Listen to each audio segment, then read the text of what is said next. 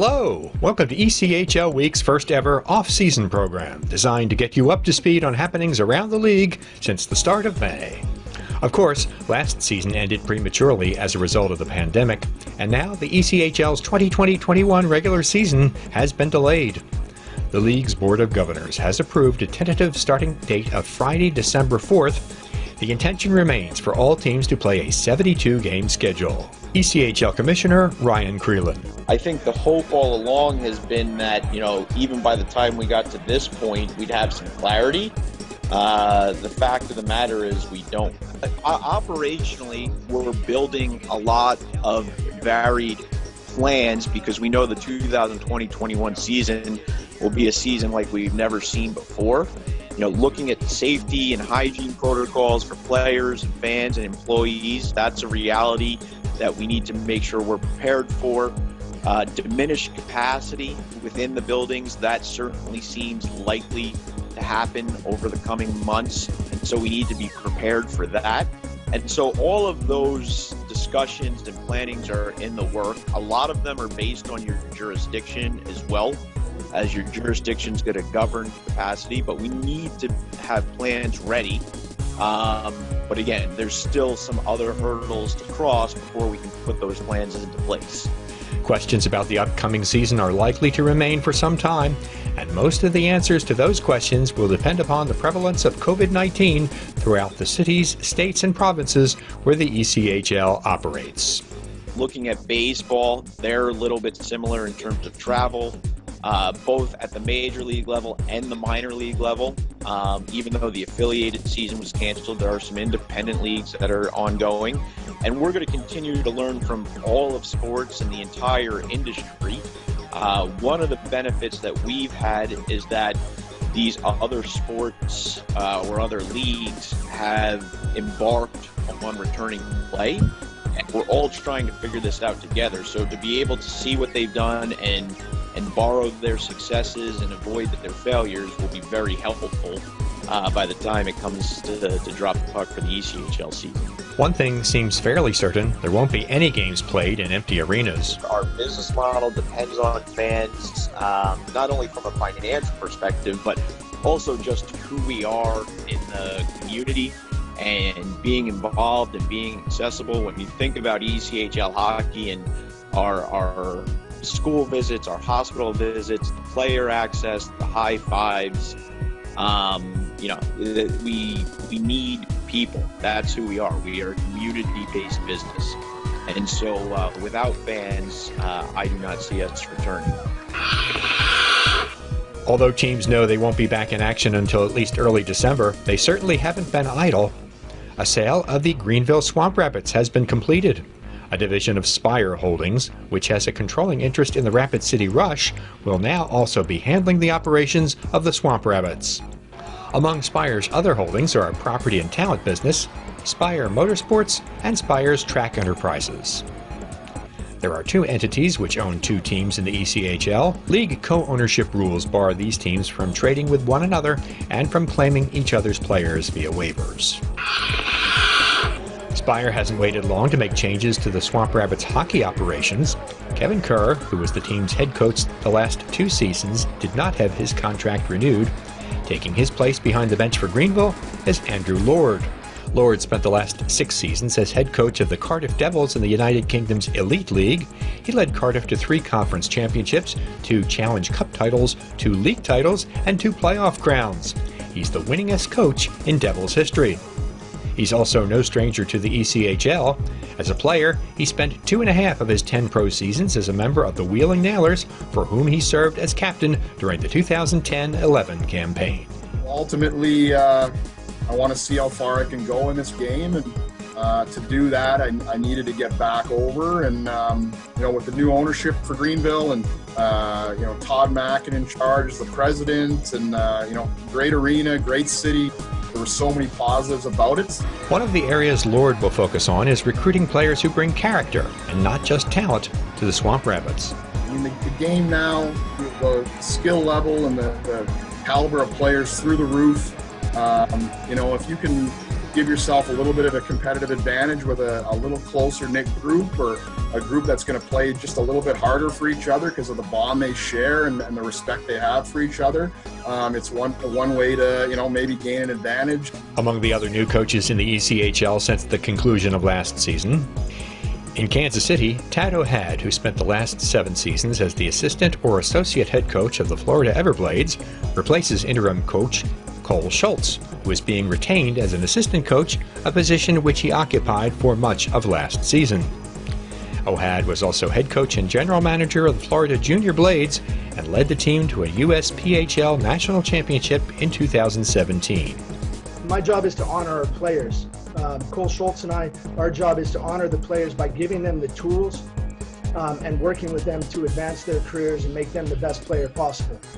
In addition, they'll honor us back by being attentive listeners, helping execute the game plan, and creating a contagious environment on the ice and playing within our system. O'Had knows that coaching in the ECHL is not just about winning games. We want to develop professionals, just not professional hockey players, but we want to get them to understand what are the intangibles that are going to help them advance their career. The players that we want are players that are basically on the cusp of playing in the AHL or being top-end ECHL players, and we've got to go and land some of that top talent. Wheeling has named veteran bench boss Mark French as its new head coach. He replaces Mike Babus, whose contract was not renewed. French has spent time coaching in the American Hockey League, the defunct Central Hockey League, the Major Junior Western Hockey League, as well as the top pro league in Switzerland. He started his pro coaching career in the ECHL in 2004-05 with Atlantic City. For me, the most important thing is establishing an identity for a team. And I've really tried to do that everywhere I've coached. Having a clear identity so the players and the fans have an understanding of how that team's going to perform on any given night. French is certain that his experience coaching at different pro levels in both Europe and North America will pay off for the Nailers. My most recent experience in Switzerland, it's funny, the hockey world has certainly shrunk. I think there's not as much of a difference in the European game to the North American game as there once was. But with that being said, there's still some things that they do over there that I learned greatly from. But I feel very fortunate that I've had a number of different experiences at different levels with a lot of different ages of players. So I have a lot of things that will be interesting to try and see how they fit at this level. The other new head coach heading into next season will be Ryan Blair in South Carolina. He was the assistant to Steve Bergen last season. Bergen departed to take a coaching position with Sacred Heart University in Connecticut. Prior to joining the Rays, Blair was director of hockey operations for the University of Massachusetts Lowell program. He also had a successful coaching career with the Boston Junior Rangers in the Eastern Hockey League. That stint included 2 playoff titles and a regular season crown. He was the EHL Premier Coach of the Year in 2018. His 3-year ECHL playing career included 117 games among Cincinnati, Toledo, Reading, Orlando, and Wheeling. Steve was unbelievable to work for, and I'll continue to have a relationship with him for a very long time. I guess it was just a lot of new things in terms of travel, roster management. It's just basically everything is new when you're changing over to the league. And I guess a lot stays the same too in terms of my passion for the game and my work ethic. That stuff all stays the same regardless of league. So it's just finding how you can have passion and how you can use your work ethic to make the team better in different scenarios. Blair learned a great deal during his season as the assistant coach of the Stingrays. Steve and I talked a lot over video stuff. I talked a lot over details and habits that we want to focus on, and then just the overall day-to-day of how things work with practice and travel and games. And it'd be a really long list of everything I learned, but everything was extremely positive from this season, and I think that will set me up and serve me well moving forward.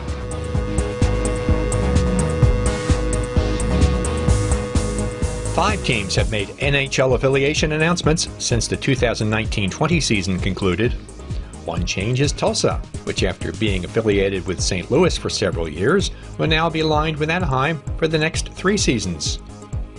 South Carolina has announced a 3-year extension of its agreement with the Washington Capitals, a team with which the Stingrays have been affiliated for the last 7 years.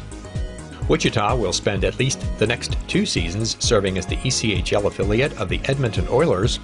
These teams have paired since the 2017-18 campaign. Fort Wayne has extended its agreement with the Vegas Golden Knights for at least the next 2 seasons. One change here is that the new AHL partner for the Comets will be the first-year Henderson Silver Knights. And Kansas City has renewed its deal with the Calgary Flames. It'll be the 4th straight season that these teams have had a player development agreement. Talented defenseman Adam Comrie, who played 143 games from 2011 through 2018 with Cincinnati, Greenville, Reading, and Kalamazoo, died August 7th in a motorcycle accident in Virginia. Comrie holds the record for most goals by a defenseman in Reading history. He was the top-scoring blue liner for the Kelly Cup winning team in 2013 and was an All-ECHL second team member in 2013 and 16, both times while playing for the Royals. A third-round draft choice of the Florida Panthers in 2008, Comrie also saw action with 5 teams in the AHL. He spent the last 2 seasons playing in Austria. Adam Comrie was 30 years old.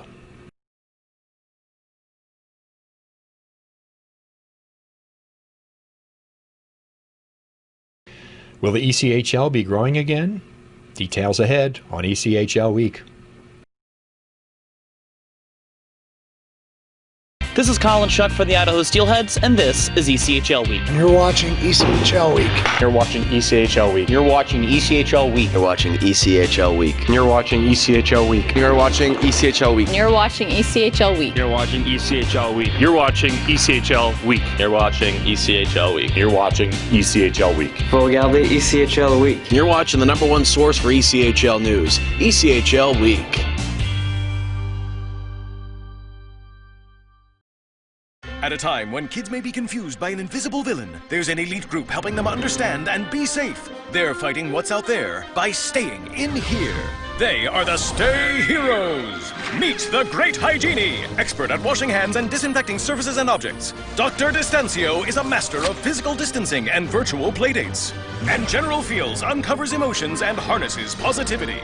Your kids can become Stay Heroes too. Learn how at stayheroes.org.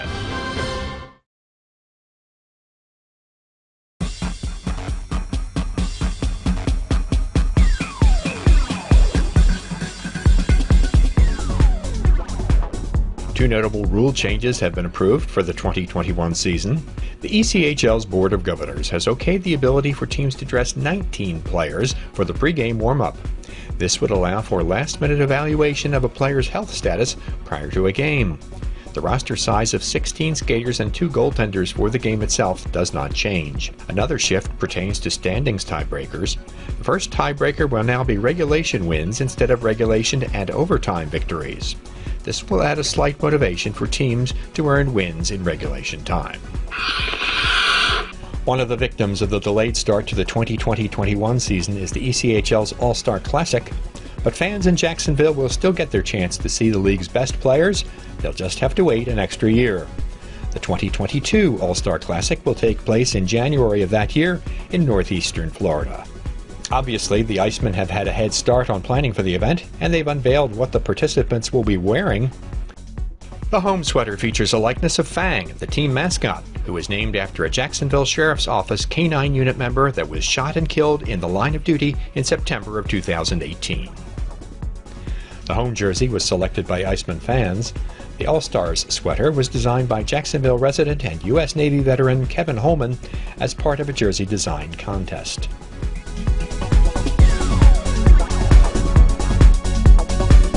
The first steps toward adding a new team to the ECHL have been taken. Deacon Sports and Entertainment and the city of Trois-Rivieres, Quebec have announced that they've come to a preliminary agreement on a lease for the city's new arena, the intention of which would be to place a new ECHL team in that city, which is about a 90-minute drive northeast of Montreal. Construction of the arena is scheduled to be completed this year. Although this announcement about a preliminary lease agreement between Deacon Sports and the city of Trois-Rivieres has been made, there has been no application for membership submitted to the ECHL and its Board of Governors. Dean MacDonald, the owner of the ECHL's Newfoundland Growlers, is the chairman of Deacon Sports. All of these things honestly come down to your agreement with the arena. And in this case, they have a brand new arena in Trois-Rivieres and two ice pads. And because of our experience, I think they saw us as somebody that could help them run that successfully, over and above just hockey, but in terms of concessions, in terms of other acts. So the agreement itself is much broader than just hockey, and as a result of that, it makes the economics certainly better than St. John's. The plan is for the Trois-Rivieres team to begin play in the 2021-22 season. That, of course, is subject to approval by the ECHL. If approved, it would become the ECHL's third active team in Canada, along with Brampton and Newfoundland, and fourth overall. We're hoping that in Trois-Rivieres' case, that we'll be able to sign an affiliation deal with the Montreal Canadiens. Now, that's not done yet. The Canadiens did provide the city a letter indicating that if we were successful in getting a arena deal, that they would have to look favorably upon becoming affiliated with the team. So, we anticipate the positive outcome there. More than 200 players have agreed to ECHL contracts since the signing period for 2020-21 started on June 16th. Fort Wayne leads the way so far with 17 players under contract for next season. It should be noted that some teams elect not to announce all of their contract signings until closer to the start of training camp.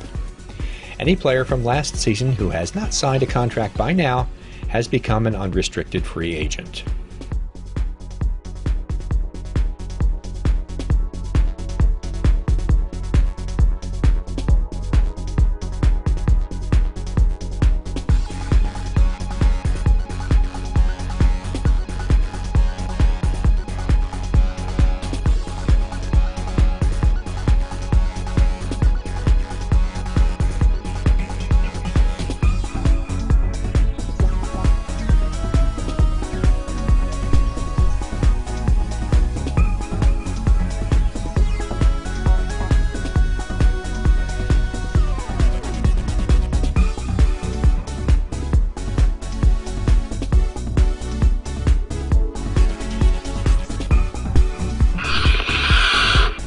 City Mavericks president and general manager Brent Thiessen has been elected to serve as chairman of the league's board of governors.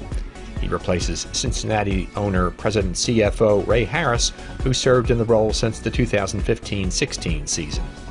Thiessen has been with the Mavericks since their inception in 2009-10 and oversees the day-to-day operations of the front office and hockey operations departments. Following the 2016-17 season, he received the ECHL Executive of the Year award. Everett Fitzhugh, who spent the last 5 seasons as Cincinnati's Director of Broadcasting and Public Relations, is making a big jump and some history too. Fitzhugh has been named as the team broadcaster for the Seattle Kraken, the new NHL team slated to hit the ice for the 2021-22 season. That puts him in the position to become the NHL's first black full-time team play-by-play announcer. A couple of seasons ago, Fitzhugh handled the play-by-play for an NHL exhibition game, and he was on the broadcast team for the 2018 ECHL All-Star Classic in Indianapolis, which aired on the NHL Network. 70 players who have played in the ECHL were on National Hockey League return-to-play rosters, marking the 15th straight season that there have been at least 30 former ECHL players competing in the NHL's postseason. Including among those 70 players are 5 who played in the ECHL during the 2019-20 campaign. 4 of them, Dan Vladar, Michael McNiven, Kirill Ustemenko, and Emil Lormy, are goaltenders. Former Maine Mariner Brandon Crawley is a defenseman.